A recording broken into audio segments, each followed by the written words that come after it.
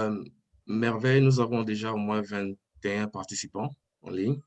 Donc, Mhm. nous pouvons commencer. Merci. Bonjour et bienvenue à ce webinaire intitulé L'entrée en vigueur du traité d'interdiction des armes nucléaires, enjeux et perspectives pour le désarmement et non-prolifération. Nous sommes ravis que vous puissiez vous joindre à nous aujourd'hui. Le CRIS a donc le plaisir d'aborder ce sujet important avec vous. Je m'appelle Merveille Matiti et je suis accompagnée de Manassé Bokole, toutes deux modératrices de ce webinaire. Pour celles et ceux qui ne connaissent pas notre organisation, le Centre de recherche et d'information pour le désarmement et sécurité CREDENSIC est un groupe de réflexion indépendant spécialisé sur les questions liées au désarmement et non-prolifération. Nos activités sont axées sur l'information, la sensibilisation et l'éducation dans l'objectif de promouvoir le désarmement et non-prolifération, contribuer aux efforts de paix et sécurité internationale afin d'atteindre le développement durable. Notre travail a pour but de servir d'une source d'expertise et fournir une plateforme de réflexion sur les questions liées au désarmement et non-prolifération. Dans l'objectif de promouvoir le désarmement et l'entrée en vigueur du traité sur l'interdiction des armes nucléaires SIAN, le CRIS organise donc ce webinaire ayant pour objectif d'approfondir la question sur les enjeux et perspectives du désarmement et non-prolifération au regard de l'entrée en vigueur du dit traité, la nécessité de son universalisation et les conséquences humanitaires en cas d'utilisation de ces armes. Cette activité permettra d'échanger avec les experts de la communauté nucléaire en vue d'enrichir les connaissances sur les questions relatives au désarmement nucléaire. Avant de commencer, nous vous signalons que ce webinaire sera enregistré et vous pourriez donc nous suivre sur nos différents réseaux sociaux. J'espère que ceux qui n'ont pas pu se joindre aujourd'hui, en ce moment avec nous, pourront se rattraper avec l'enregistrement. Je tiens à remercier tout particulièrement M. Marc Finot et M. Jean-Marie Collin pour leur présence et le temps qu'ils acceptent de consacrer à ce webinaire. Je souhaite à toutes et à tous un bon webinaire. Je voudrais donc commencer avec une petite présentation de nos deux intervenants. Si vous souhaitez poser une question, n'hésitez pas surtout à utiliser la rubrique questions-réponses. Je commence donc par notre premier intervenant, M. Marc Finot. M. Marc Finot est un ancien diplomate de carrière français qui a été détaché en 2004 et 2013 au GSSP, où il travaille désormais comme formateur pour jeunes diplomates et officier dans tous les domaines de la sécurité internationale et humaine et chercheur dans ces domaines. Au cours de sa carrière diplomatique entre 1977 et 2004, il a été affecté à plusieurs postes bilatéraux, URSS, Pologne, Israël, Australie, ainsi qu'à des missions multilatérales, CSCE, Conférence du désarmement ONU. Il est titulaire de master en droit international, Aix-Marseille et sciences politiques, Sciences Po Paris. Il a aussi été collaborateur scientifique de l'Institut des Nations Unies pour la recherche et sur le désarmement, UNIDIR en sigle, programme sur les armes de destruction massive. Bonjour, Monsieur Marc Finot. Bonjour et merci pour l'invitation et bravo pour tout ce que fait le CRIDS, qui est une organisation jeune mais déjà très active et je crois aussi symbolique de ce dont le monde a besoin, c'est-à-dire nous sommes dans un contexte aujourd'hui où les anciennes générations sont en train de passer le flambeau aux nouvelles générations, aux générations futures, parce que quand nous parlons de ces questions de risque de guerre nucléaire, c'est bien de l'avenir de votre génération dont il est question et de l'avenir de la planète. Et donc, c'est important aussi que vous représentiez non seulement cette génération, mais aussi des perceptions de tout pays et tout continent, parce que ce sujet, ce débat a été un peu souvent dans le passé monopolisé par quelques pays occidentaux. Donc, c'est très important ce que vous faites. Aussi, le rôle des femmes, évidemment, est crucial, puisque, comme on l'a vu dans cette campagne qui a abouti au traité sur l'interdiction des armes nucléaires, les femmes ont joué un rôle majeur. Donc, puisque le sujet, c'est justement le traité d'interdiction sur l'interdiction des armes nucléaires, il faut se souvenir que son point de départ, si on peut dire, c'est le traité de non-prolifération qui a été ouvert à la signature en 1968, qui est entré en vigueur en 1970 ou 70, et qui a un article 6 très important qui oblige tous les États partis à ce traité, pas seulement les États possesseurs d'armes nucléaires, mais tous les États, à négocier de bonne foi des mesures efficaces sur la cessation de la course aux armements nucléaires à une date rapprochée, et gardant à l'esprit que c'était il y a 50 ans, et au désarmement nucléaire, et un traité de désarmement général et complet. Et cette obligation de négocier de bonne foi, elle a été complétée en 1996 par la Cour internationale de justice, qui a précisé qu'il ne s'agissait pas d'une simple obligation de négocier, mais qu'il s'agissait de mener à terme ces négociations, c'est-à-dire d'aboutir à des accords.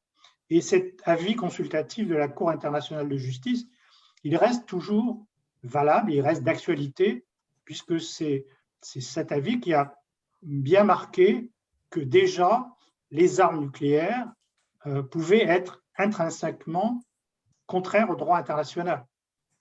Parce que ni le droit international coutumier, ni le droit international conventionnel n'autorisent la menace ou l'emploi d'armes nucléaires. C'est ce que dit la Cour internationale de justice. Que la référence au droit de légitime défense, qui est souvent invoqué par les puissances nucléaires, ce droit est soumis à des conditions très strictes, notamment de proportionnalité, qui est une règle du droit international coutumier. Règle qui, évidemment, serait difficile à respecter en cas d'emploi d'armes nucléaires. Et que donc, la conclusion de la Cour, c'est que la menace ou l'emploi d'armes nucléaires serait généralement contraire aux règles de droit international applicables dans les conflits armés, les règles du droit humanitaire. Donc, il y avait déjà cette idée que les armes nucléaires n'étaient pas des armes comme les autres et qu'elles pouvaient être considérées comme illégitimes ou illégales. Et ensuite, au fil des années, ces discussions dans le cadre du traité de non-prolifération ont abouti à une prise de conscience très importante en 2010, lorsque tous les États partis, donc nucléaires et non nucléaires, ont reconnu, se sont dit profondément inquiets du risque que continuait de représenter pour l'humanité la possibilité que les armes nucléaires soient utilisées et des conséquences humanitaires catastrophiques qu'entraînerait un tel emploi.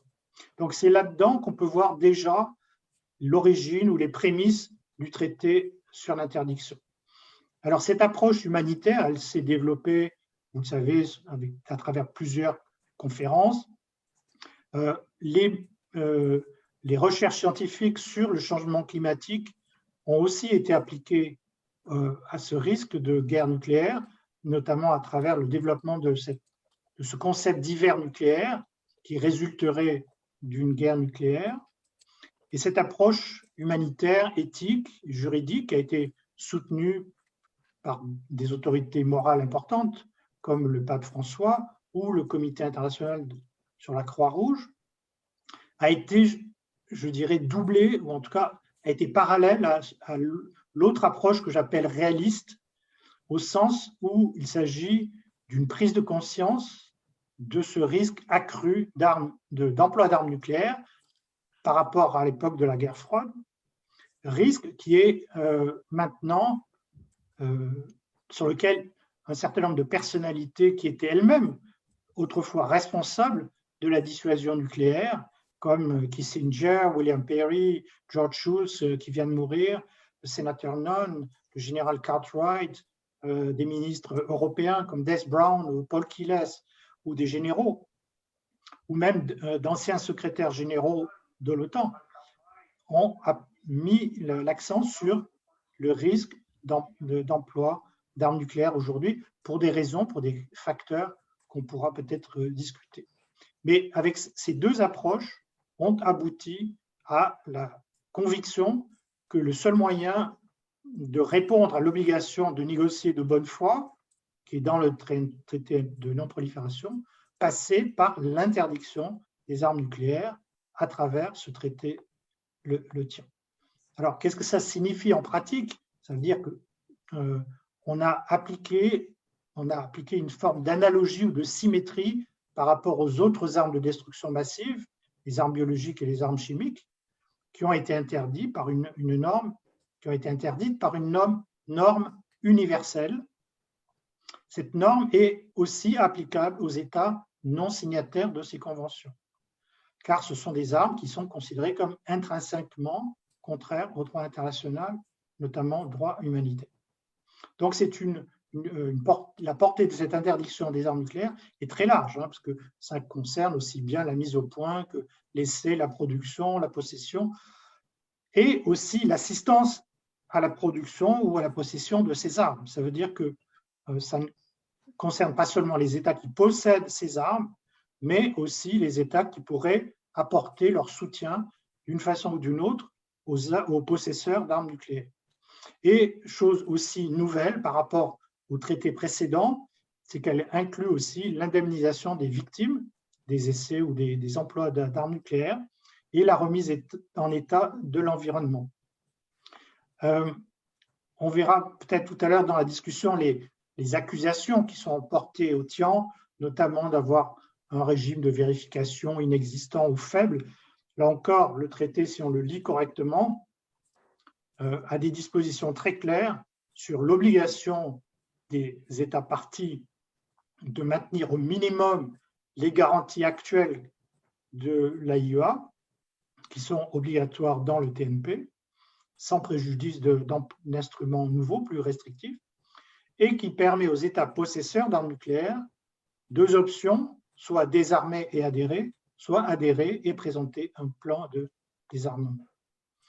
Donc, sur le plan de l'analyse, on peut dire que c'est le résultat de cette frustration des États non nucléaires face au manque de progrès du désarmement nucléaire 50 ans après l'entrée en vigueur du TNP. C'est aussi une forme d'aspiration à un régime international plus démocratique, parce que le régime actuel est verrouillé par 5 puissances qui s'estiment en droit de posséder des armes nucléaires. Donc, c'est l'aspiration à un régime non discriminatoire et plus démocratique, où la société civile, évidemment, a un rôle crucial à jouer, comme ça a été le cas depuis la fin de la guerre froide dans toutes les initiatives d'accords de désarmement qui sont intervenues. C'était toujours à l'initiative de la société civile, qu'il s'agisse des mines antipersonnelles, des armes à sous-munitions, de la réglementation du commerce des armes. Et donc, en suivant cette tendance, c'est la société civile qui a été à l'origine du traité finalement soutenu par un grand nombre d'États. Alors, on va certainement en discuter parce que la principale critique, ça a été de dire oui, bien sûr, on sait que ce traité est rejeté par les puissances nucléaires, donc il n'aura aucun impact, puisqu'ils le rejettent en bloc. Ils rejettent en fait le fait que leurs armes soient considérées comme illégitimes ou illégales. Mais, comme on l'a vu, on peut dire que le traité ne fait que confirmer le caractère illégal ou illégitime de ces armes, qui a déjà été reconnu internationalement. Deuxièmement, que le traité, comme on l'a vu aussi, est une mise en œuvre des obligations de l'article 6 du TNP, de négocier des accords dans ce domaine. Et troisièmement, que cette délégitimation de l'arme nucléaire aura aussi des effets indirects, même si les puissances nucléaires n'adhèrent pas au traité. Les États qui adhéreront, les États parties, qui appliqueront leurs obligations, par exemple, devront mettre un terme à toute forme de coopération, d'assistance financière, d'investissement, dans les armes nucléaires possédées par d'autres pays. Donc, voilà, pour conclure, on peut dire que c'est le résultat de cette tendance confirmée depuis la fin de la guerre froide pour le désarmement humanitaire, c'est-à-dire pour la sécurité humaine, pour la protection des civils, qui sont les principales victimes des conflits, et un peu en rejet par rapport à l'approche traditionnelle de la sécurité nationale ou étatique, et que, en plus, ce traité, contrairement aux accusations des puissances nucléaires, n'empêche pas, non, il n'est pas incompatible, non seulement avec le TNP, mais avec toutes les mesures intérimaires, les fameuses mesures dites étape par étape que préféreraient les puissances nucléaires, mais que personne n'empêche, sinon elles-mêmes, de négocier, de mettre en œuvre, comme la réduction du risque d'emploi des armes nucléaires, les autres mesures de non-prolifération, comme l'entrée en vigueur du traité sur les essais nucléaires, l'interdiction de la production de matières fissiles, et les réductions des arsenaux, qu'elles soient unilatérales ou bilatérales. Donc tout ceci est complémentaire, n'est pas incompatible, mais va dans le même sens de l'objectif auquel, en principe, ont souscrit toutes les puissances nucléaires, qui est un monde sans armes nucléaires. Voilà, merci de votre attention. Merci beaucoup, M. Marc Finot, pour votre intervention. En tout cas, on a déjà eu des retours des participants sur certaines questions, mais on reviendra sur les questions après l'intervention de M. Jean-Marie Collin, que je vais introduire juste après, si vous me permettez. Alors, M. Jean-Marie Collin est co-porte-parole de ICANN France. Il est expert sur les questions de la dissuasion nucléaire, du désarmement et des non-proliférations nucléaires. Il a à ce titre participé à l'ensemble du processus international entre 2010 et 2016 dit l'initiative humanitaire de la négociation du traité sur l'interdiction des armes nucléaires TIAN qu'on vient de citer à l'ONU pour le compte de ICANN France qui est le prix Nobel de la paix 2017. Il est également chercheur associé au GRIP, qui est le groupe de recherche et d'information sur la paix et la sécurité. Il intervient régulièrement auprès des différentes institutions nationales, telles que l'IHEDN, par exemple. Il participe à des auditions au sein du Parlement, ainsi que des nombreuses universités et think tanks, que Chatham House, Université de Fort Peace de l'ONU, la Sorbonne ou Sciences Po Paris. Finalement, il est auteur de nombreuses tribunes et livres dont L'illusion nucléaire, la face cachée de la bombe atomique avec Paul Quiles et Michel Dran. Il vient de participer finalement à la rédaction du Nuclear Weapon Ban Monitor en janvier 2021, qui est réalisé par un consortium d'organisations non gouvernementales pour superviser la mise en œuvre du TIAN, donc les traités d'interdiction sur l'interdiction des armes nucléaires. Donc j'aimerais souhaiter la bienvenue à Jean-Marie Collin, qui va intervenir sur le TIAN. Bonjour Jean-Marie Collin et merci de nous rejoindre ce soir. Bonjour à tous, merci beaucoup pour cette invitation. Comme Marc l'a souligné au tout début de son intervention, c'est vrai que c'est très bien qu'il y ait une nouvelle organisation qui ait été créée ces derniers mois, qui compte de nombreux membres africains, et ça aussi c'est véritablement important puisque l'Afrique a aussi un véritable rôle à jouer dans le désarmement nucléaire. Donc je suis ravi d'être ici parmi vous. Marc a commencé à avancer un certain nombre d'arguments et d'explications, notamment sur l'approche humanitaire et comment cette approche humanitaire a permis d'arriver à l'année 2017 et donc à la négociation du TIAN. Et surtout, je pense qu'il faut à nouveau le redire et bien le souligner, et il l'a bien indiqué, tout le lien qui existe entre le TNP et le TIAN, et ça c'est véritablement important à avoir en tête puisque ça fait partie justement des arguments ou des contre-arguments que la diplomatie française notamment, mais aussi les autres diplomaties qui sont contre le TIAN, qui sont soulevées. Avant de débuter, il faut aussi rappeler deux choses très très importantes, et c'est tout ce qui fait la spécificité de notre sujet. C'est qu'on parle d'armes nucléaires, on parle d'armes de destruction massive, des armes les plus puissantes qui n'ont jamais été créées par l'homme. Et c'est bien ça la spécificité de cette arme, et c'est pour ça qu'on doit avoir une oreille extrêmement attentive et faire le maximum pour avancer vers le désarmement et arriver à un jour prochain, au zéro arme nucléaire. Donc, ce n'est vraiment pas un type d'arme que l'on peut trouver par ailleurs, Ça n'a rien à voir avec des armes conventionnelles, même extrêmement puissantes. Si jamais il y avait usage volontaire ou involontaire d'armes nucléaires, il est certain que la société ne s'en relèverait pas, ou alors que cette société serait totalement différente que celle que l'on connaît aujourd'hui. Et le deuxième point qui est important aussi à savoir, c'est que finalement, on connaît d'ores et déjà la fin de cette histoire. On sait que soit malheureusement ces armes seront utilisées, soit nous arriverons à arriver à ce zéro arme nucléaire. Il n'y a pas de milieu de troisième voie. Là où on est aujourd'hui, on est sur ce début de cette fin d'histoire, à savoir, est-ce qu'on va aller vers le désarmement ou est-ce qu'on va aller malheureusement vers un jour leur utilisation. Donc, c'est véritablement important d'avoir ça en tête. Et le TIAN a permis véritablement de créer, de susciter une nouvelle prise de conscience internationale, a permis de montrer justement à ces États qui, pour différentes raisons, une grande partie quand même était déjà investie depuis de nombreuses années sur ces questions, le Kazakhstan, le Costa Rica, le Mexique, l'Afrique du Sud, tous ces États avaient déjà une vraie histoire, ou l'Algérie aussi qui travaillait fortement, l'Autriche également, l'Irlande qui travaillait déjà sur ces sujets. D'autres États, pour différentes raisons, étaient moins impliqués.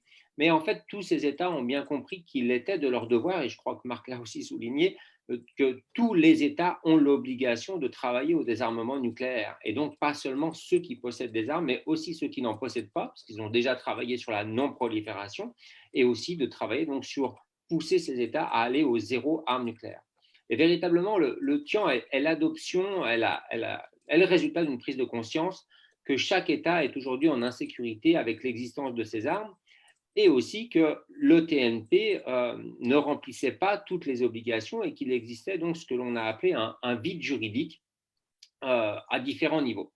Voilà, donc je pense que ça, ce sont des éléments importants à avoir en tête.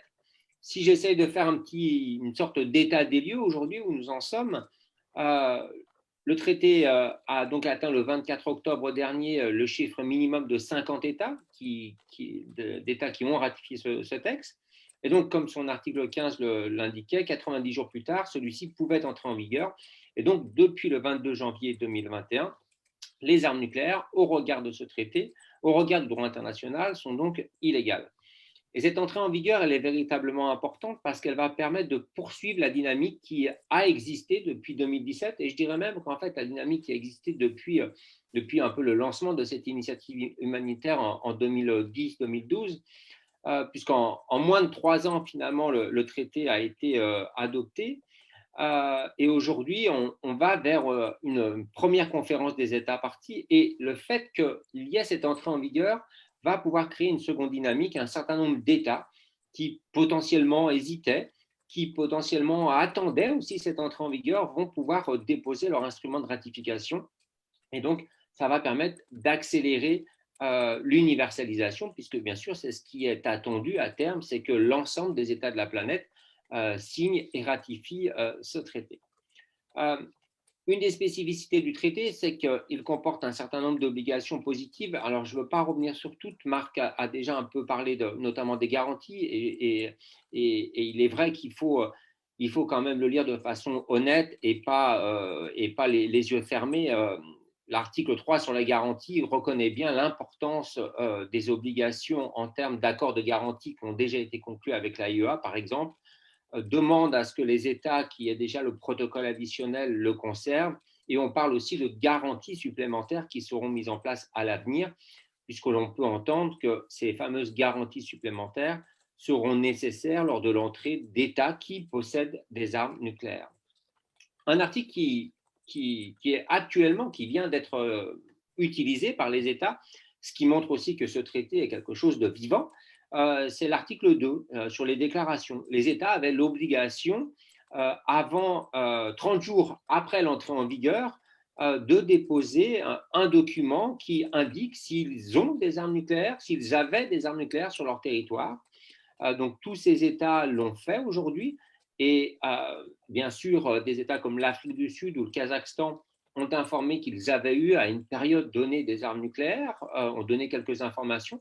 Et on peut aussi noter que, par exemple, des États comme Cuba ou la Palestine qui ont ratifié ce traité ont indiqué, par exemple, qu'à ce stade, ils ne pouvaient pleinement confirmer, par exemple, que sur leur territoire, il n'y avait pas d'armes nucléaires, puisque une partie de leur territoire étant aujourd'hui sous le contrôle d'un autre État. Donc, ça là peut paraître d'une certaine manière anecdotique, mais d'une part, ça montre que ces États font vivre et respectent ce traité. D'autre part, ça montre bien qu'on peut aussi s'interroger sur certaines zones à travers la planète. Donc ça, c'est véritablement une spécificité de ce traité, et notamment aussi les questions d'assistance aux victimes. Ce sont les articles 6 et 7 et de coopération d'assistance internationale, ce qui permettent véritablement de qualifier ce traité de traité de désarmement humanitaire, et ce qu'ils le mettent aussi dans la droite ligne des traités qui ont été réalisés sur ces 20 dernières années, c'est-à-dire le traité sur les mines antipersonnelles, le traité contre les armes à sous-munitions. Et donc, ces deux articles vont permettre aussi, d'une part, montrent qu'une prise en compte des victimes, et par victime, on entend, et il faut bien avoir en tête, encore des victimes japonaises qui sont aujourd'hui soignées. Donc, c'est important de l'entendre que 76 années plus tard, parce qu'on est dans la 76e année, après Hiroshima et Nagasaki, des personnes sont toujours soignées dans des hôpitaux japonais pour les dommages qu'elles ont subis.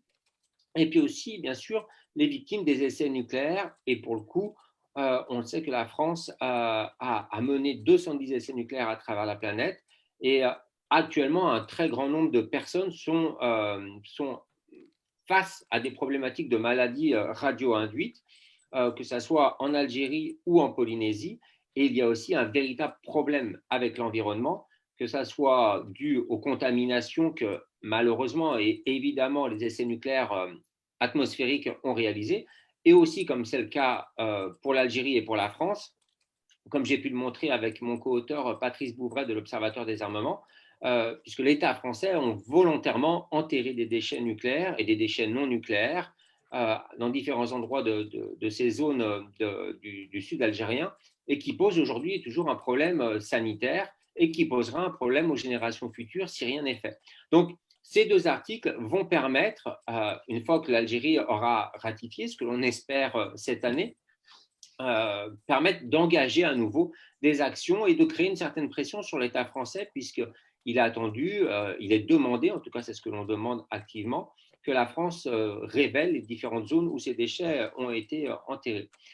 Si je m'attarde sur le côté des interdictions, et on pourra revenir sur les autres articles, et notamment l'article 12 sur l'universalité, qui fait aussi partie de ces obligations positives, qui est véritablement important.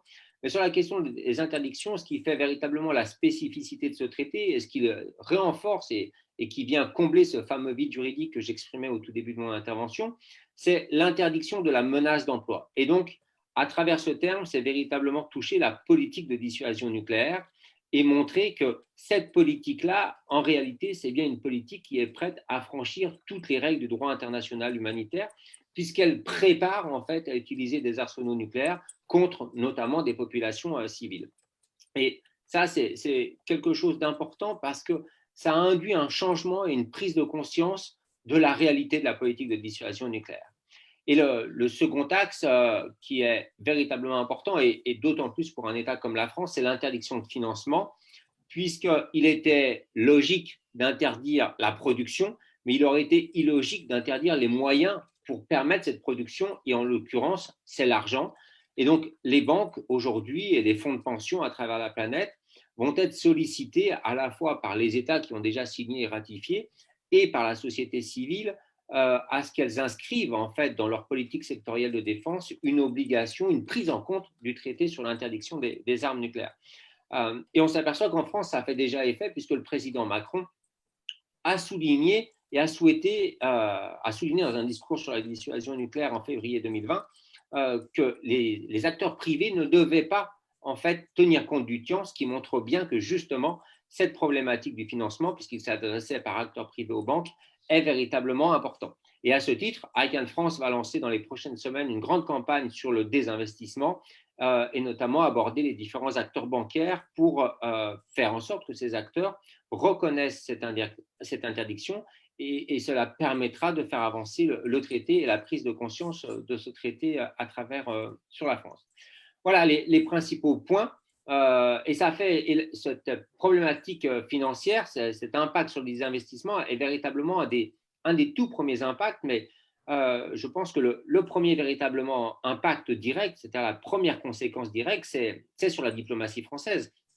Enfin, Marc est bien mieux placé que moi à ce niveau-là pour son expérience, mais le fait que la France repousse une norme internationale, repousse quelque chose qui a été créé de manière tout à fait légitime à travers un processus onusien qui a débuté par différentes résolutions, des groupes de travail, va véritablement compliquer la tâche aux diplomates français pour pouvoir apparaître par ailleurs comme étant un État responsable.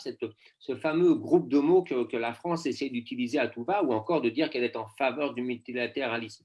Donc ça, c'est véritablement ce tout premier impact qui est très fort. Et puis les seconds impacts sont bien sûr politiques, juridiques, moraux et stratégiques, et notamment politiques, puisque même si on doit le reconnaître, le débat en France reste compliqué, il existe, mais il reste compliqué. Un certain nombre de parlementaires désormais commencent à s'interroger un peu plus, ont pris la parole notamment auprès du ministre Le Drian, souscrivent à l'engagement parlementaire de la ICANN. Dans le même temps aussi, on a de plus en plus de villes qui souscrivent à l'appel des villes lancé par ICANN pour montrer qu'il y a une prise de conscience que les maires sont responsables de la sécurité de leur population. Et aujourd'hui, nous sommes à 40 villes et dans quelques jours, on va faire un joli bond en avant. On a de grandes villes qui vont nous rejoindre. Donc, on voit véritablement qu'il y a aussi une pression politique qui existe, une pression juridique. Marc a parlé de l'avis de la CIJ, mais il est fort à parier que dans les prochaines années, un groupe d'États décide de revenir ou de reposer la question pour qu'on puisse repartir à la CIJ. Et c'est clairement quelque chose qui fait très, très peur à la France. Le droit n'existait pas en 1996 pour interdire globalement les armes nucléaires. Aujourd'hui, le droit existe. On peut présupposer que l'avis ne sera forcément pas le même. En tout cas, voilà, on peut le supposer. Donc, le TIAN est véritablement quelque chose qui va permettre de faire avancer le désarmement et la conscience et l'importance d'aller au désarmement nucléaire. Et je conclurai que dans cette année du TIAN, puisqu'on a débuté avec l'entrée en vigueur, normalement, probablement, je suppose, à la fin de l'année, nous aurons cette première conférence des États partis au traité à Vienne, en Autriche, puisque ça a été annoncé par l'État autrichien. D'ores et déjà, des États ont annoncé qu'ils seraient là comme États observateurs. Et c'est le cas notamment de la Suisse et de la Suède. La question se pose pleinement aujourd'hui pour le Japon et les Belges. Il est très très fort probable que les Pays-Bas soient présents puisqu'ils étaient présents lors des négociations et ils devraient être présents aussi à ce moment-là. L'Allemagne, on verra selon les élections qui donneront un résultat en septembre prochain, mais pourrait être présente aussi. Donc on voit que le refus total de ce traité commence à se déliter petit à petit et c'est bien toute l'ambition et la dynamique qui a été créée ces dernières années. Voilà, je vous remercie beaucoup et à votre écoute pour vos différentes questions. Merci beaucoup, Monsieur Collin, pour votre intervention. Donc, je vais ouvrir la séance, le webinaire à la séance des questions-réponses. La première question, je vais la poser et à Marc Finot et à Jean-Marie Collin, parce que c'est une question générale qui m'a été posée en privé. D'ailleurs, n'hésitez pas à poser les questions sur là où c'est affiché tout en bas, questions-réponses, pas en privé. Je risque de manquer certaines questions, ça serait dommage pour vous. Alors, la première question, c'est la question de Monsieur Cédric Betoko, qui est aussi un acteur dans le désarmement en Afrique. Il demande, en fait, quelles sont les principales différences, selon vous, entre le traité de non-prolifération et les traités sur l'interdiction des armes nucléaires? En quoi le second complète clairement le premier? Et dans la même logique, le TIAN ne supplante-t-il pas le TNP? Si en fait donc du coup le second traité, le traité sur l'interdiction des armes nucléaires, n'étouffe pas un peu le TNP qui est plus connu. Voilà. Je vous laisse répondre. Alors, il y a eu effectivement un débat entre diplomates, entre juristes, mais la plupart des observateurs, en tout cas des juristes qui ont publié des recherches sur le sujet, montrent que les deux traités sont parfaitement compatibles. Comme on l'a montré, le TIAN peut s'interpréter comme une mise en œuvre des obligations de l'article 6. Alors, la seule différence, évidemment, elle dépend non pas de la lettre du traité du TNP qui serait en contradiction avec le TIAN, mais de l'interprétation unilatérale qui en est faite par les puissances nucléaires. Parce que les puissances nucléaires, aujourd'hui, s'abritent derrière le TNP pour dire, alors il y a toutes les expressions, les métaphores sur la pierre de touche, la pierre d'achoppement, la base de la construction du système multilatéral, etc., pour dire, voyez, le traité, donc le droit international, nous reconnaît le droit de posséder des armes nucléaires. Ils ne vont pas jusqu'à dire qu'ils nous autorisent à les utiliser. Mais ils disent, en termes de possession, c'est parfaitement légitime, c'est reconnu par le TNP. Donc, voilà, on arrête là la discussion, circuler, il n'y a plus rien à voir. Donc, ça, évidemment, c'est une interprétation aujourd'hui complètement inacceptable, parce qu'elle était déjà démentie par le droit international, par la CIJ, l'obligation de négocier le désarmement. Ça veut bien dire que ces armes sont à terme appelées à disparaître, à être éliminées.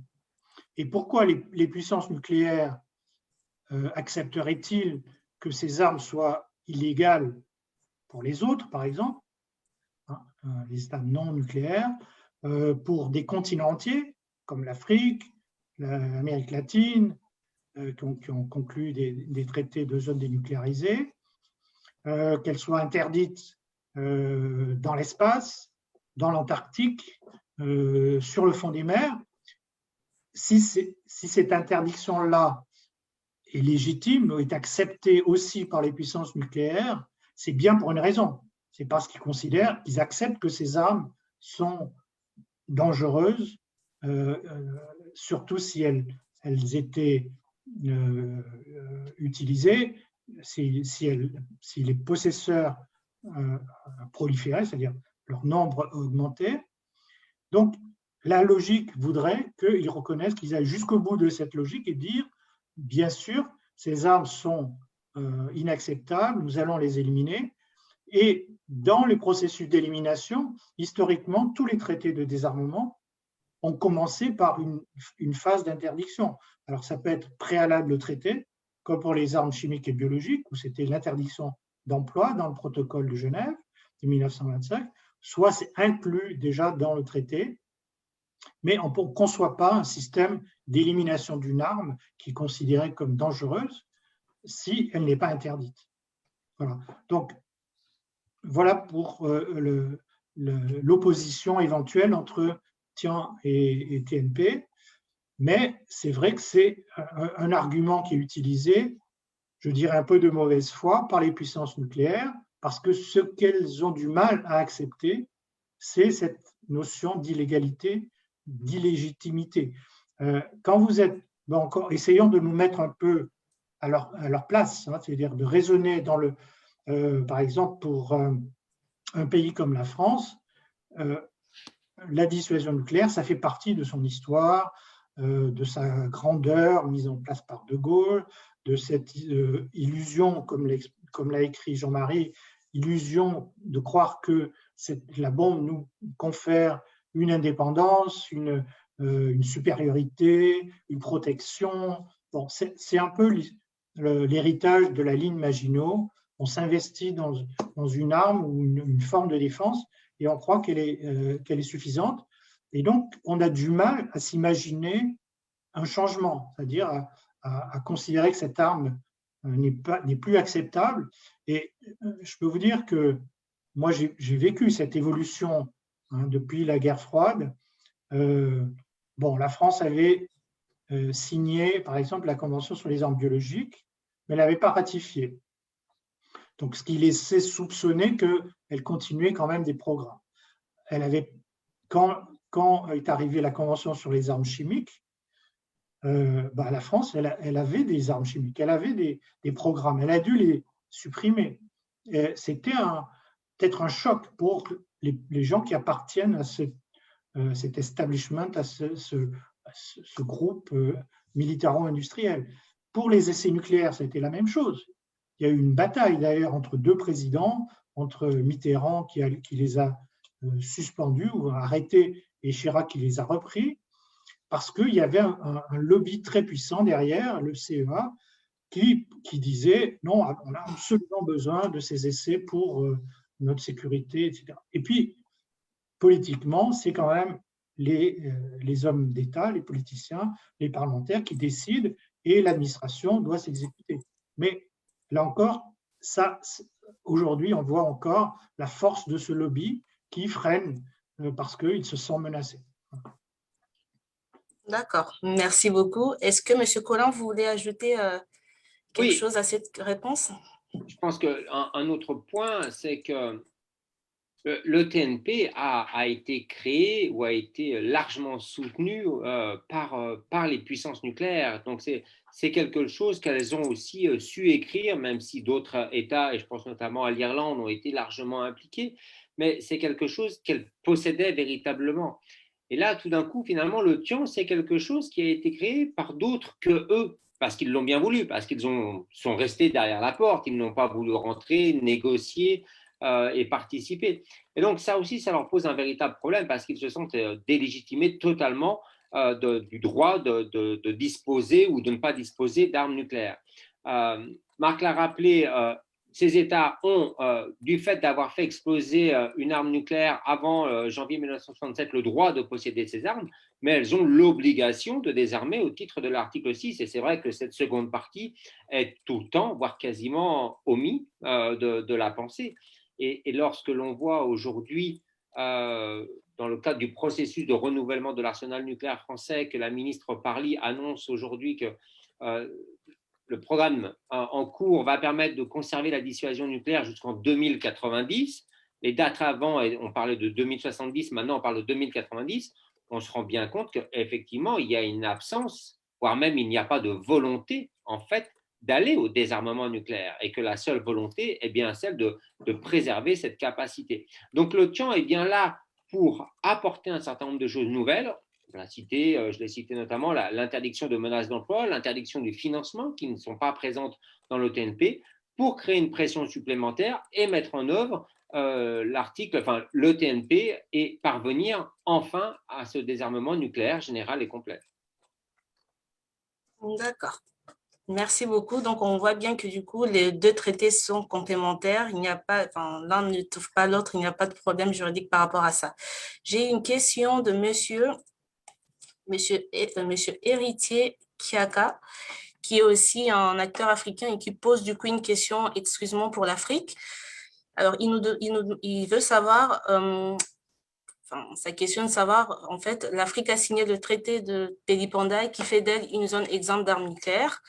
Donc, il veut savoir en tant qu'acteur africain de quelle manière il peut créer ou de quelle manière ils peuvent créer un mécanisme d'impact pour permettre aux États africains de signer et ratifier les TIAN, parce que ce n'est pas facile de convaincre, ce n'est pas facile de convaincre des États africains de signer ce traité malgré qu'ils sont une zone exempte d'armes nucléaires. Comment faire si vous avez des idées de pistes de solutions par rapport à ça? Oui, alors, évidemment, les pays qui font partie de zones dénucléarisées pourraient dire, au fond, non seulement nous appartenons à ces zones, donc nous avons déjà renoncé aux armes nucléaires, nous sommes partis au TNP, donc qu'est-ce que le TIAN apporte de plus? Nous avons déjà fait ce qu'il fallait, donc pourquoi en rajouter, disons? Alors, bon, comme l'a expliqué Jean-Marie, c'est un peu comme une sorte de gâteau à plusieurs étages, c'est-à-dire que chaque traité enrichit le précédent. Si vous comparez les différents traités des 5 zones dénucléarisées, ils ne sont pas exactement les mêmes. Il y a des obligations dans certains. Par exemple, l'Afrique était très préoccupée à juste titre par le déversement de déchets nucléaires, donc ça c'est interdit par le traité, mais ça ne figure pas dans d'autres zones dénucléarisées. Donc il y a aussi un besoin d'unifier, d'avoir une approche universelle qu'apporte le TIAN, avec en plus ces innovations sur l'indemnisation des victimes, la remédiation, la remise en état de l'environnement. Et donc, aujourd'hui, en plus, je veux dire que historiquement, ces traités régionaux sont anciens, ils datent de la guerre froide, Et aujourd'hui, on est dans un monde nouveau où le risque de guerre nucléaire, qui peut affecter tous les pays, comme l'a d'ailleurs bien précisé Sims dans son article publié par le GCSP, aucun continent, aucun pays n'échapperait aux conséquences d'une guerre nucléaire, même limitée ou se situant sur un autre continent. On parle souvent de l'exemple d'une guerre limitée, un échange limité d'armes nucléaires entre l'Inde et le Pakistan, qui pourrait causer un hiver nucléaire et une famine mondiale, donc qui toucherait évidemment a fortiori les pays qui sont vulnérables à l'insécurité alimentaire. Donc, il y a un besoin important que les sociétés civiles se mobilisent pour convaincre les gouvernements. Alors, permettez-moi cette petite parenthèse de technique juridique, c'est une vieille déformation professionnelle. Le traité est en vigueur aujourd'hui, donc juridiquement, on ne peut plus le signer. On peut seulement y adhérer. Les pays qui l'avaient déjà signé avant l'entrée en vigueur peuvent toujours le ratifier, mais les pays qui ne l'avaient pas signé, aujourd'hui, ne peuvent plus le signer, ils peuvent seulement y adhérer. Et cette adhésion, elle est encore plus facile que la signature et la ratification, qui souvent exigent des procédures parlementaires complexes. Donc aujourd'hui, ça peut être un acte de l'exécutif qui peut simplement envoyer des instruments d'adhésion au secrétariat général des Nations Unies. Donc, encore plus facile à faire. Et donc ça, les pays africains, évidemment, doivent être encouragés à le faire. D'accord, merci beaucoup. Monsieur Conan, vous voulez compléter? Oui. Tout d'abord, il faut se rappeler que l'Afrique est au cœur de cette histoire du nucléaire militaire. Et je crois que Sims l'a évoqué à travers différents articles ou même des conversations qu'on a eues. La République démocratique du Congo a fourni, à l'époque étant colonie belge, une partie de la roche qui a permis de créer l'uranium et donc la matière fissile pour les bombes sur Hiroshima. L'Afrique du Sud a eu un programme nucléaire militaire. L'Algérie a bien sûr, du fait d'être une colonie et un État indépendant, il faut aussi se rappeler, a été il y a eu un certain nombre d'essais nucléaires réalisés par la France. Donc l'Afrique a une vraie histoire nucléaire, contrairement à ce que beaucoup de personnes ne veulent pas entendre. Et donc c'est pour ça qu'il y a un véritable rôle dans la mise en œuvre du TIAN.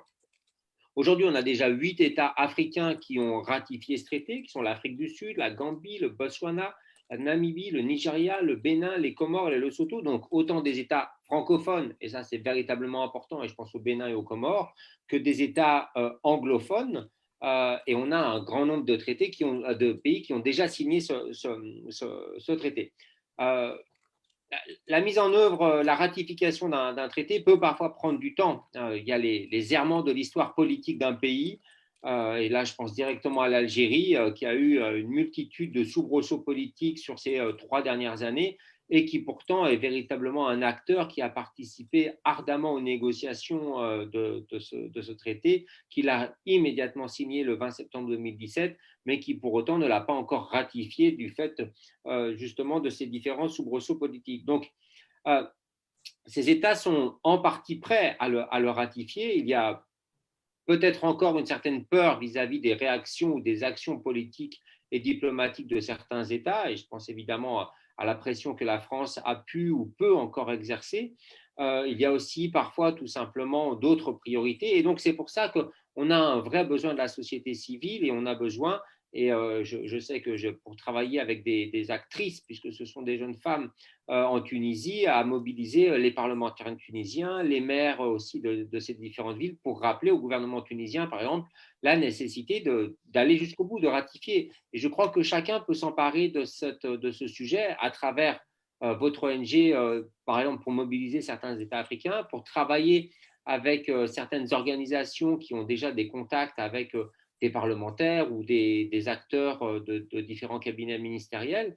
Et puis, il y a aussi des organisations type Croix-Rouge et Croissant-Rouge qui sont des vrais relais d'action et qui sont, à travers leurs antennes internationales, pour le coup, directement liées à ces sujets et qui travaillent et avec qui, sans elles, on n'aurait pas eu le temps. Donc, agir est possible, je dirais, à chacun de bien vouloir véritablement le faire et de prendre un peu de temps pour assurer une plus grande sécurité internationale. Merci beaucoup. Par rapport à cette intervention, j'ai Madame Florence Sibran qui pose la question de savoir si, en l'état actuel des choses, l'avancée vers le désarmement nucléaire reposerait sur la pression populaire et la pression de l'opinion publique. Oui, alors comme je l'ai rappelé, en fait, toutes les initiatives en faveur du désarmement de ces 30 dernières années, elles sont intervenues à l'initiative de la société civile, d'ONG, de campagnes, de coalitions, et qui ont convaincu l'opinion publique internationale, les dirigeants des grands organismes comme les Nations Unies, le CICR, etc. Et ensuite, ils ont trouvé des États pour soutenir ces causes, ce qu'on appelle les États champions, donc, qui ont ensuite fait campagne de leur côté pour convaincre les autres États de lancer des négociations, de négocier des traités, de les mettre en œuvre. Donc, le déclenchement, le point de départ, aujourd'hui, c'est toujours l'initiative de la société civile. Et on voit qu'elle se bat encore pour certaines de ces causes qui n'ont pas trouvé justement suffisamment d'écho, qui n'ont pas abouti à la négociation de traités, comme par exemple l'interdiction des armes autonomes ou l'interdiction de l'abus des armes explosives dans les zones peuplées. Bon, tout ça sont des sujets qui sont en cours de discussion. Mais aujourd'hui, justement, c'est un peu l'argument qui est utilisé par les opposants au TIAN, qui est de dire, oui, mais là aussi, vous voyez, c'est une forme d'inégalité, de pression sur les sociétés démocratiques qui laissent s'exprimer les ONG, alors que ces pressions n'existent pas dans les pays autoritaires comme la Russie, la Chine, la forcerie, la Corée du Nord. Donc, là aussi, je dirais c'est un peu une hypocrisie parce qu'on ne peut pas à la fois dire vous ne mettez la pression que sur les démocraties et en même temps ne pas respecter la volonté démocratique exprimée dans ces démocraties par la majorité de la population. Tous les sondages d'opinion le montrent, dans tous les pays européens. Aujourd'hui, la majorité de l'opinion est favorable au désarmement, au retrait des armes américaines stationnées dans 5 pays de l'OTAN, à l'adhésion au TIAN, mais les gouvernements vont à l'encontre de cette volonté démocratique. Même dans mon pays d'adoption, la Suisse, qui est un pays très démocratique, on pratique la démocratie directe, les référendums tous les 4 mois. Les 2 chambres du Parlement ont voté en faveur de la signature du traité par la Suisse, mais le gouvernement, le Conseil fédéral, traîne les pieds parce qu'on sait très bien que derrière, il y a des pressions de l'OTAN, des hésitations des militaires qui coopèrent avec l'OTAN, et disons qu'il y a les avis sont partagés. Mais là encore, sans pression de la société civile, de l'opinion, les choses n'avanceront pas. Et même les États dits autoritaires, vous savez, ils font partie de la société internationale. Et ils n'aiment pas être montrés du doigt. Ils n'aiment pas être isolés sur la scène internationale, même s'ils ne tiennent pas compte de leur opinion intérieure. Je me souviens quand la France a finalement décidé d'adhérer au TNP en 1991, alors que donc, pendant 22 ans, elle n'avait pas signé à l'origine ce traité, elle n'y a adhéré que 22 ans plus tard. Immédiatement, la Chine lui a emboîté le pas, parce que la Chine ne voulait pas se retrouver isolée sur la scène internationale. Voilà. Non, c'est vrai que l'opinion publique, l'action des citoyens est véritablement importante et d'une manière générale, très peu de choses avancent dans un État sans qu'il y ait une pression populaire et celle-ci peut être partagée ou pas par l'État, ce qui permet d'aller plus vite, mais on le voit bien, tous les grands droits sociaux ont toujours été mis en place, poussés par des actions des citoyens et des associations. Et c'est dans ce cadre aussi, et c'est pour ça que grâce à travers la dynamique que ICANN a su mettre en place, elle a permis d'aider, d'encourager les États à avancer et à ratifier ce traité. Et pour le cas de ce qui est de la France, mais aussi je pense à d'autres États, en Allemagne aujourd'hui, il y a des débats beaucoup plus importants sur le désarmement nucléaire et la présence d'armes nucléaires sur certaines bases pose un véritable problème à l'aube des futures élections. Et il existe une pression populaire beaucoup plus importante qui se manifeste notamment à travers l'appel des villes, où il y a plus d'une centaine de villes dans tous les Länder et notamment toutes les capitales des 16 Länder allemands qui ont signé cet appel. Et ça crée un questionnement véritable pour les futurs gouvernants ou pour les différents partis politiques. Ça ne peut pas être ignoré, sauf effectivement à vouloir tomber dans un régime totalement antidémocratique, mais on n'est pas à ce niveau-là. Donc, la pression populaire est véritablement importante et elle se voit à travers différentes choses, à travers l'action qu'on peut faire sur le plaidoyer politique, à travers la multiplication des articles que l'on peut obtenir, à travers la multiplication de nos conférences que l'on peut faire et donc susciter des nouvelles vocations et des nouvelles volontés.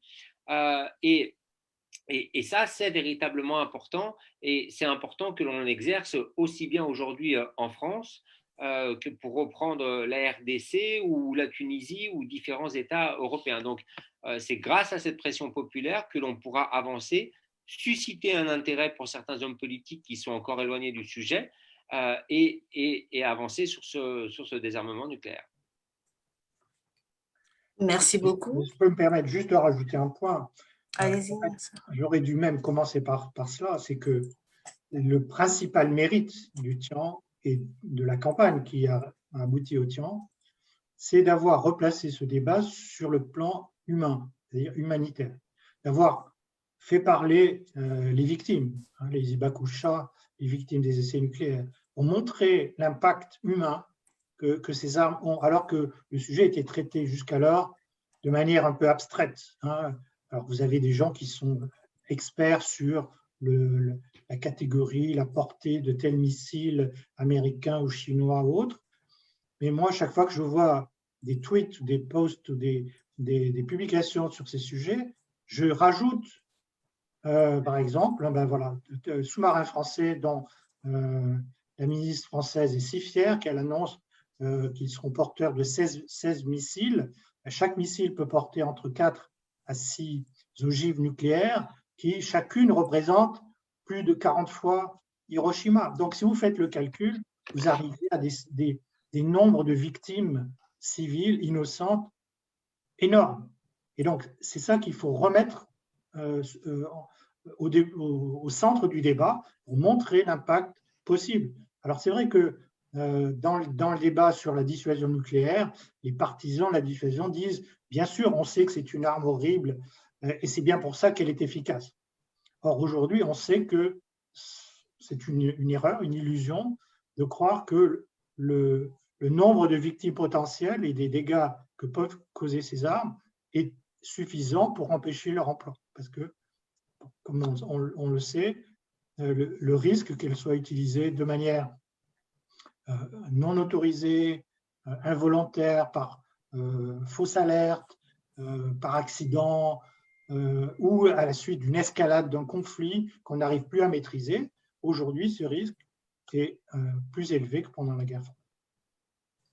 Merci beaucoup d'avoir complété cette réponse.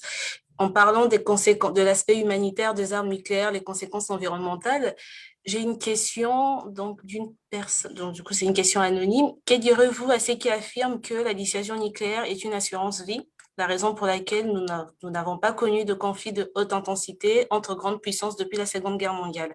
Donc cette opposition entre les effets, les conséquences humanitaires et environnementales des armes nucléaires et en même temps le fait qu'au final elles sauvent la vie apparemment. Que direz-vous par rapport à ça? Oui, vas-y Jean-Marie. Ok, merci Marc. Je crois que ça fait partie des nombreux mythes qui aujourd'hui sont totalement démystifiés justement et qui aujourd'hui n'ont plus cours. C'est-à-dire qu'il est impossible de prouver que c'est grâce à la dissuasion nucléaire qu'il y a la paix en Europe ou qu'il y a la paix à travers le monde entre grandes puissances nucléaires, comme dans le même temps, nous ne pouvons pas prouver que sans ces armes, il n'y aurait pas eu de guerre. Ce que l'on peut montrer, en tout cas, et c'est là où c'est assez triste quand certaines personnes avancent cet argument, c'est qu'elles écartent toutes les actions qui ont été mises en place par les grandes organisations internationales comme l'ONU, qui à la base a quand même été créée au lendemain de la Seconde Guerre mondiale pour justement pacifier les relations et assurer une meilleure sécurité internationale sans guerre, qui écartent aussi tout le rôle et les actions, là je reviens sur le continent européen, que ce soit la création de la CECA, de la communauté européenne et puis aujourd'hui de l'Union européenne, tous les échanges économiques et culturels qui ont permis de resserrer les liens entre les États et de comprendre qu'il y avait un intérêt à travailler ensemble, bien évidemment, pour faire avancer le niveau de vie et la sécurité des populations plutôt qu'à créer des murs et à se battre. Donc, on ne peut pas se reposer sur ce type d'argumentaire. Et encore une fois, et je l'ai bien signifié au début de mon argumentation, on parle d'une arme de destruction massive. On ne parle pas de quelques centaines d'armes ou d'obus qui vont malheureusement détruire des quartiers, créer des centaines de morts. On parle bien d'un système d'armes qui serait capable de changer notre vision du monde et la vision de la société, à l'heure où aujourd'hui, il y a quand même une prise de conscience internationale de la nécessité de protéger l'environnement et la biodiversité. On ne peut pas concevoir de conserver un système d'armes qui se base sur une possible destruction justement de cet environnement et qui a aussi volonté à détruire des populations civiles. Donc, on ne peut pas rester sur cette conception. Il y a bien d'autres systèmes qui peuvent permettre une certaine sécurité. Je renverrai à un livre qui est maintenant quand même pose des fondements et qui est devenu assez fameux, je dirais, au moins je suppose, vers les étudiants et vers les différentes personnes qui s'intéressent à cette question, qui a été écrit par Ward Wilson, qui s'intitule les 5 mythes de l'arme nucléaire, et qui montre bien, j'ai repris certaines de ces idées, mais qui montre aussi que même si vous avez l'arme nucléaire, vous pouvez être attaqué, et qu'il renvoie vers des exemples, là pour le coup historiques, que ce soit Israël qui a été attaqué par les pays arabes, que ce soit l'Angleterre qui a été attaquée par l'Argentine, ou aussi des tensions extrêmement importantes entre la Chine et même la guerre en 1968 de l'Ossuri entre la Chine et l'Union soviétique. Bref, cette pensée est un vrai mythe, et cette pensée est dangereuse au final pour notre sécurité. D'accord, oui, merci. Tout à fait. Cet argument, je peux dire, on peut le qualifier de degré zéro de la pensée stratégique, parce que, bon, comme l'a dit Jean-Marie, on ne peut absolument pas prouver qu'il y a une corrélation. Il y a une coïncidence entre deux phénomènes, mais il n'y a aucune corrélation possible. C'est le même degré scientifique de preuve que quand vous prenez l'avion, à l'époque où on volait encore en avion, et on disait, oui, vous voyez, je suis arrivé sain et sauf, je n'ai pas eu d'accident parce que j'avais avec moi un gris-gris dans ma poche ou un trèfle à 4 feuilles. Et bon, malheureusement, on sait que les accidents d'avion arrivent. Et de même, sur le plan nucléaire, on a été plusieurs fois dans l'histoire au bord du précipice. Et l'idée qu'on puisse fonder un régime de sécurité non seulement nationale, mais internationale sur la chance, puisque en fait, on a eu la chance statistiquement, en termes de probabilité, que justement, on évite cette guerre nucléaire. Donc, premièrement, on veut un système qui soit quand même un peu plus solide que simplement un espoir ou une croyance ou la chance. Et deuxièmement, on sait que la dissuasion ne fonctionne pas, parce que vous avez eu des guerres quand même entre puissances nucléaires, entre Chine et l'URSS. Vous avez même eu des guerres de pays non nucléaires contre des pays nucléaires. Les pays arabes contre Israël, qui savaient qu'Israël avait l'arme nucléaire. L'Argentine contre le Royaume-Uni. Donc, ça montre bien que cette dissuasion ne fonctionne pas. Et comme l'a expliqué le défunt président Giscard d'Estaing dans ses mémoires, alors qu'à l'époque où il était président, évidemment, il tenait un discours officiel qui était favorable à la dissuasion nucléaire, à partir du moment où il a quitté ses fonctions, il a dit « Jamais de ma vie je n'aurais appuyé sur le bouton ». Parce que même si on avait été attaqué, disons, dans une attaque conventionnelle par l'Union soviétique, si j'avais riposté par du nucléaire, l'Union soviétique détruisait complètement la France. Donc, c'était suicidaire. Donc, ça montre bien que le concept de dissuasion, il est illusoire, il est voué à l'échec. Et toute stratégie qui repose sur cette idée, évidemment, est vouée à l'échec. Donc, voilà, l'argument ne tient pas. On ne peut pas continuer à dire c'est grâce à la bombe nucléaire qu'on a la paix.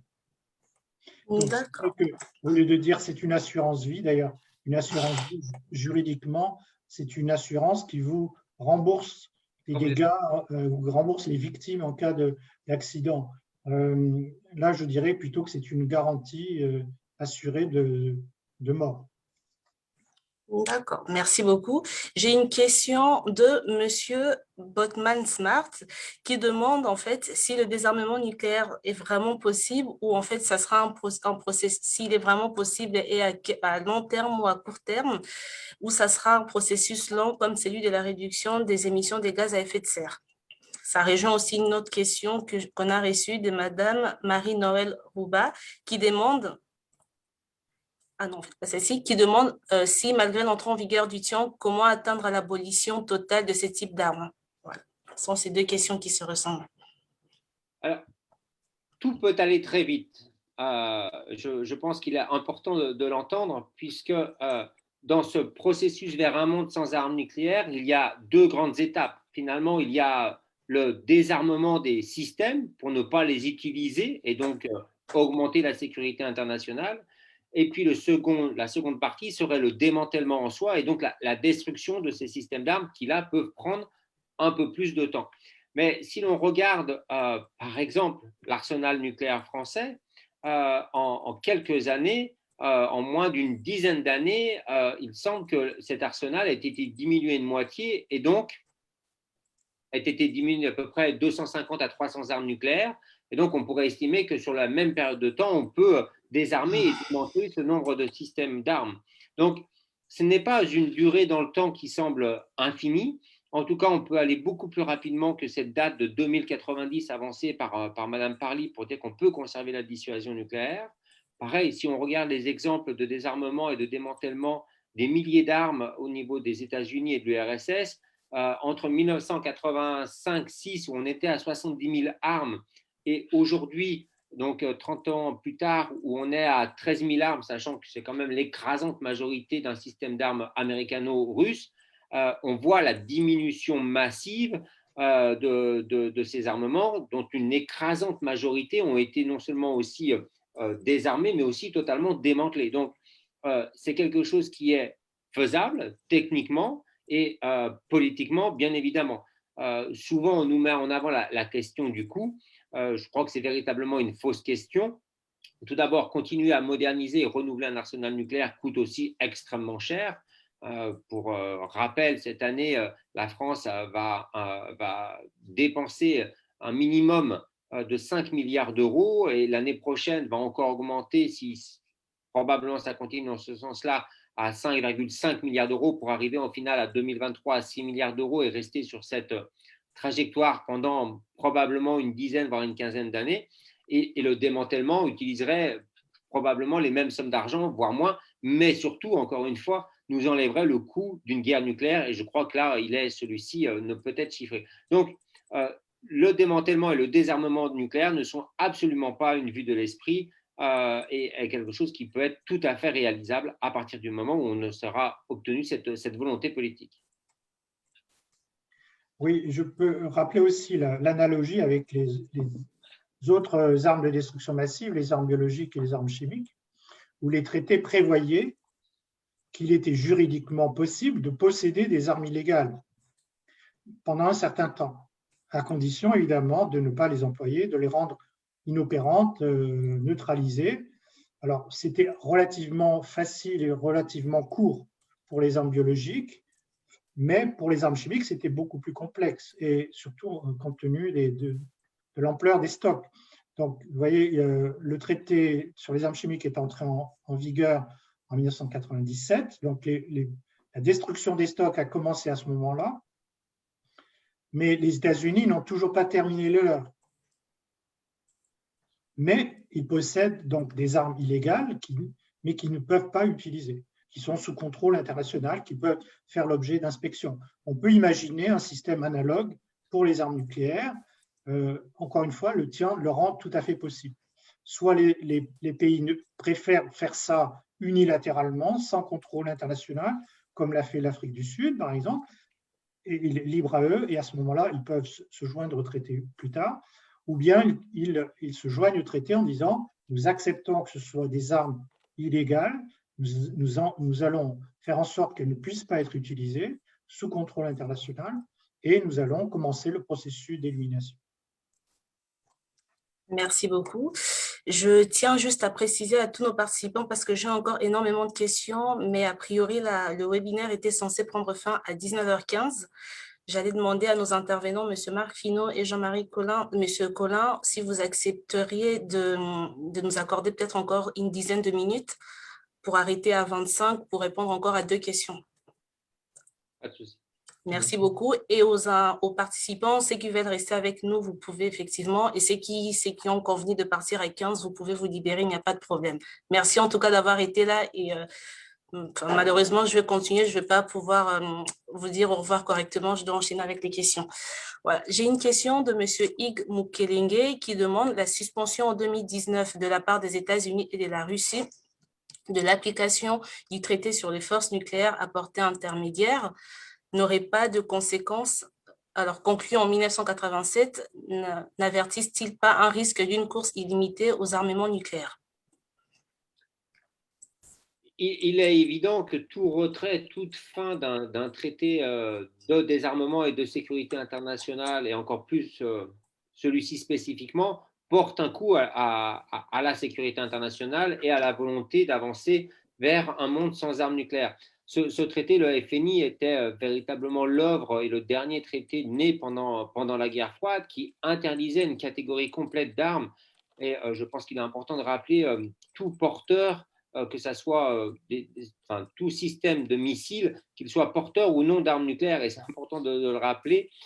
Et ce sont des systèmes d'armes qui visaient en premier nos territoires européens. Donc ça aussi, c'est important de l'avoir en tête puisque ces systèmes d'armes sont pour nous potentiellement une insécurité. Le fait que ce traité se soit terminé est évidemment une atteinte à cette question du contrôle du désarmement. On peut espérer qu'avec la nouvelle administration Biden, il y ait quelque chose, il y ait une volonté dans les années à venir de travailler pour réinclure ou élargir potentiellement les interdictions. Se posera la question de savoir si, par exemple, certains systèmes d'armes de la France ou certains systèmes d'armes de la Chine pourront être aussi inclus. Ça, c'est une question totalement inconnue. Et je dirais qu'aujourd'hui, le TIAN a encore plus d'intérêt à être présent devant l'absence, devant la fin de ce traité bilatéral, puisqu'on parle bien là d'un traité multilatéral, et ce qui le renforce, et ce qui renforce aussi son action à tout égard.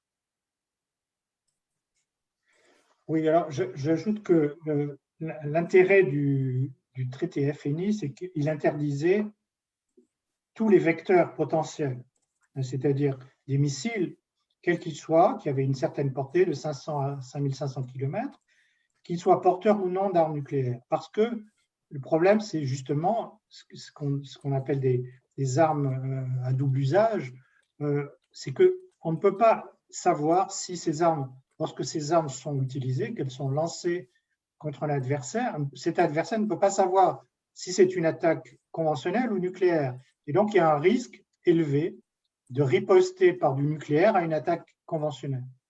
Et donc, c'est ce risque aujourd'hui qui est plus élevé que jamais, parce que ces missiles se sont évidemment multipliés, ont proliféré aussi bien d'ailleurs en dehors des puissances nucléaires, et donc, compte tenu de leur portée, ils présentent un risque, un seuil beaucoup plus bas d'utilisation que les armes dites stratégiques qui sont censées viser les capitales ou les principaux intérêts stratégiques.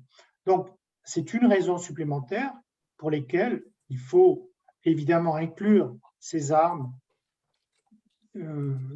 en fonction de leur portée, mais aussi en fonction de leur puissance. Il y a aujourd'hui une tendance à réduire la puissance des armes nucléaires pour les rendre en fait plus utilisables dans les combats, dans une guerre nucléaire. Et ça, évidemment, encore une fois, ça augmente le risque qu'elles soient utilisées.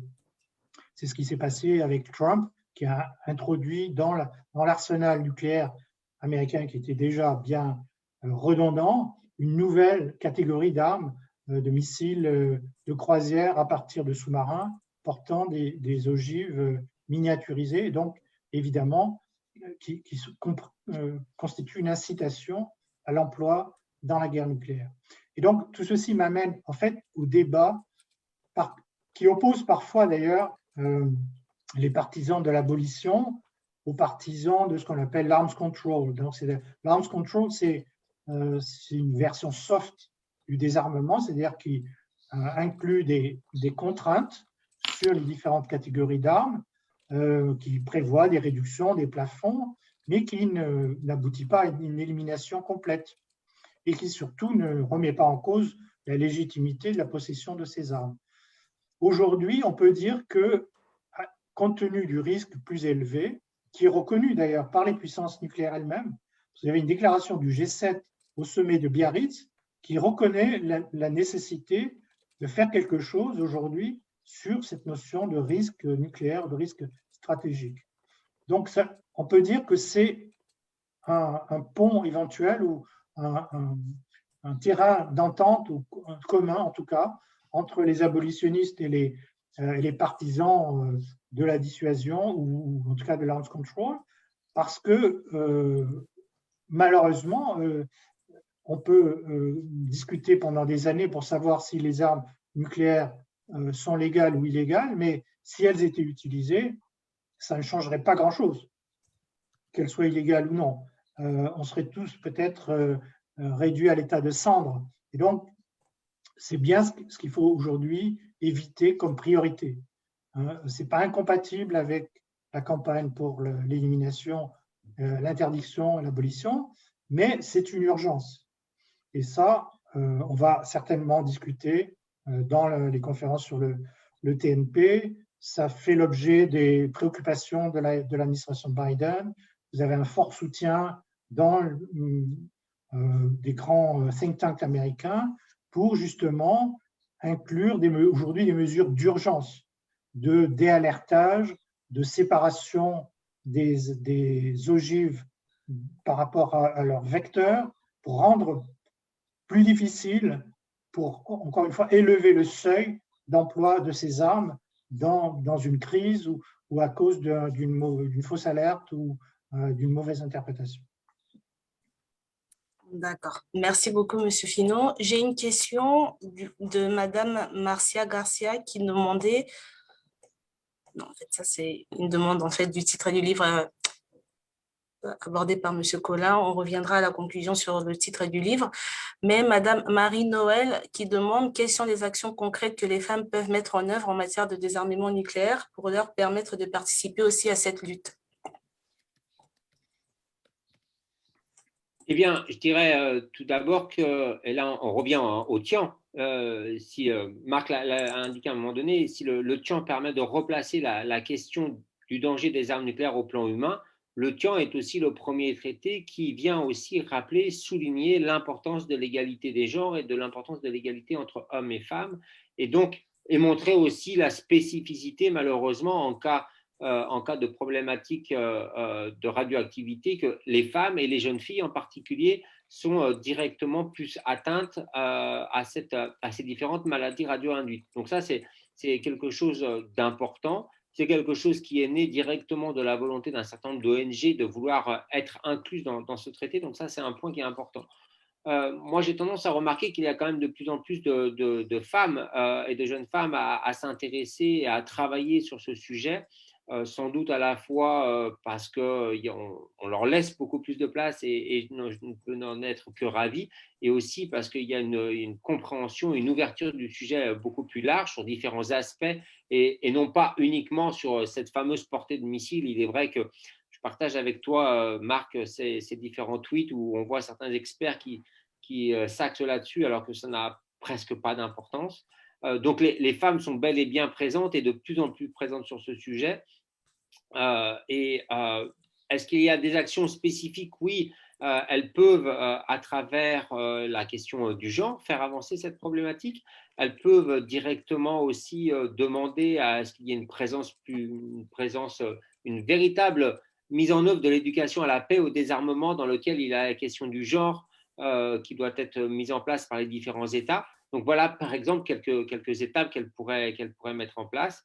Et on essaye de faire en sorte le plus souvent possible et de plus en plus, en tout cas dans les dernières actions que j'ai menées, dans les actions de séminaires, je pense à l'action de l'Académie francophone de ICANN en 2018 maintenant, de toujours avoir une véritable parité et d'agir le plus en plus avec les jeunes femmes. Oui, bon, tout à fait d'accord. Le contre-exemple, c'était l'ambassadrice américaine de Trump aux Nations Unies qui avait pris l'initiative de faire une sorte de piquet, de barrage pour empêcher les diplomates d'accéder à la salle de négociation avec une conférence de presse en disant « Moi, je suis mère de famille, je veux que mes enfants soient protégés par les armes nucléaires. » Donc, c'est ce genre d'argument qu'il faut que les femmes qui sont aussi mères de famille ou tout simplement des jeunes femmes qui peuvent inverser et contredire ce genre d'arguments absurdes et qui montrer justement le risque pour elles-mêmes et pour leurs enfants et pour les générations futures du maintien des armes nucléaires. D'accord, merci beaucoup. Et on a une question qui sort un peu du cadre de la France et de l'Afrique. C'est comment le TIAN pourrait réellement empêcher les États voyous comme l'Iran et la Corée du Nord de poursuivre le processus d'armement nucléaire? Mais écoutez, moi, ce que je constate, c'est que, en tout cas, ce n'est pas le TNP, pour le cadre de la Corée du Nord, qui a permis de stopper son processus d'acquérir des armes nucléaires. Ce n'est pas non plus la pression des États-Unis via la Corée du Sud qui a empêché la Corée du Nord de se doter d'un arsenal nucléaire. Mais par contre, ce que je constate, c'est bien l'accord diplomatique de juillet 2015 qui a permis de résoudre de manière très importante la problématique avec l'Iran, et malheureusement le retrait des États-Unis en 2018 ont réouvert un peu cette problématique, même si à ce stade, et ça je crois que c'est important de le souligner, l'Iran est le pays qui est le plus aujourd'hui scruté par les acteurs de l'Agence internationale de l'énergie atomique.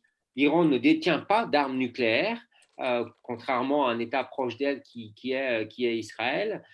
Et donc c'est bien par le droit, la diplomatie, la volonté véritablement d'agir, parce que je pense que c'est ce qui a permis de remporter cette victoire avec l'Iran, avec les différents États qui ont signé cet accord du JCPOA. C'est une volonté diplomatique de travailler au désarmement nucléaire. Et c'est ça qui a permis véritablement d'avancer dans cette bonne direction.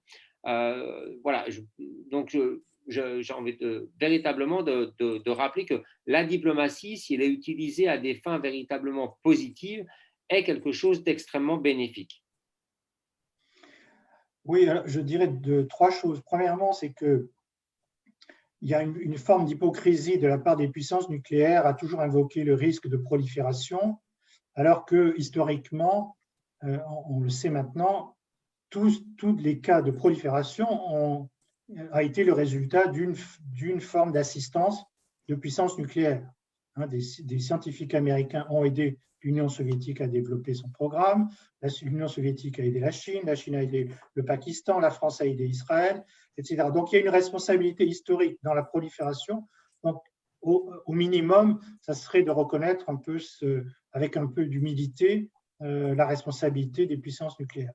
Deuxièmement, on ne peut pas à la fois vouloir empêcher le monde entier de développer l'arme nucléaire tout en continuant d'affirmer que ce sont des armes indispensables à notre sécurité et de continuer d'affirmer que c'est grâce à elles qu'on a assuré la paix. Donc, ces arguments-là, qu'on a par exemple vu au moment où l'Ukraine a été envahie par la Russie, certains ont dit « Ah oui, mais voyez, si elle avait gardé ses armes nucléaires, on n'en serait pas là. » ce genre d'argument est évidemment un encouragement à la prolifération. Et donc, ce que font les puissances nucléaires aujourd'hui, c'est de montrer le mauvais exemple, contrairement à leurs propres engagements. Et enfin, en ce qui concerne la Corée du Nord et l'Iran, comme l'a dit Jean-Marie, on a les deux exemples, je dirais, de l'échec de la politique de non-prolifération. Avec la Corée du Nord, on sait très bien qu'elle a développé l'arme nucléaire avec un peu d'aide, évidemment, de la Chine et de la Russie au départ, et surtout parce qu'elle se sentait menacée par les États-Unis. Chaque fois qu'on a négocié dans un cadre multilatéral avec la Corée du Nord, on a eu des engagements de dénucléarisation. Mais chaque fois, ça a été, on est revenu en arrière parce que les Américains recommençaient leurs menaces. Et aujourd'hui, la seule solution, c'est encore une négociation multilatérale avec des garanties de sécurité, une aide économique qui amènera la Corée du Nord à dénucléariser. Et avec l'Iran, c'est la même chose. Alors que le retrait de Trump s'est traduit par la réimposition des sanctions contre l'Iran, la pression maximale, on a vu que l'Iran a réagi en renonçant à ses propres obligations, en continuant à enrichir l'uranium. Et donc, c'est l'effet exactement inverse de ce qui était recherché. Donc, la seule solution, encore une fois, c'est le retour à la négociation dans un cadre multilatéral. Merci beaucoup. J'ai une toute petite dernière question à nos deux intervenants. C'est la question de savoir, c'est une question super informelle, c'est juste pour savoir que direz-vous aujourd'hui à la jeunesse, aux étudiants et à n'importe qui souhaite s'investir dans ce combat sur le désarmement en général et nucléaire en particulier. Quelle a été votre source d'inspiration? Pourquoi vous, personnellement, vous défendez ce sujet et comment vous pourriez conseiller aujourd'hui aux personnes qui sont un peu réticentes à ces sujets de s'intéresser à ce grand combat? Moi, mon premier conseil, je dirais, l'important, c'est de s'informer et c'est de lire différentes sources d'informations et d'essayer de comprendre la problématique. Et logiquement, lorsqu'on commence véritablement à s'informer de façon honnête, on est attiré par le sujet parce que c'est sans doute un des rares sujets qui mêle une multitude d'autres problématiques, qu'elles soient bien sûr stratégiques, politiques, diplomatiques, juridiques, financières, éthiques, morales, aujourd'hui également tout ce qui touche à l'environnement, à l'égalité des genres aussi, on l'a abordé quelque peu. Donc, c'est un sujet où l'on peut s'y retrouver, où on peut se sentir d'une certaine manière investi à travailler pour pouvoir faire avancer une des causes que l'on voudrait voir avancer. Donc, la prise d'information, la prise de connaissance est véritablement importante et c'est la base de vouloir aider cette grande problématique pour pouvoir voilà, qu'on avance sur la ratification du TUAN.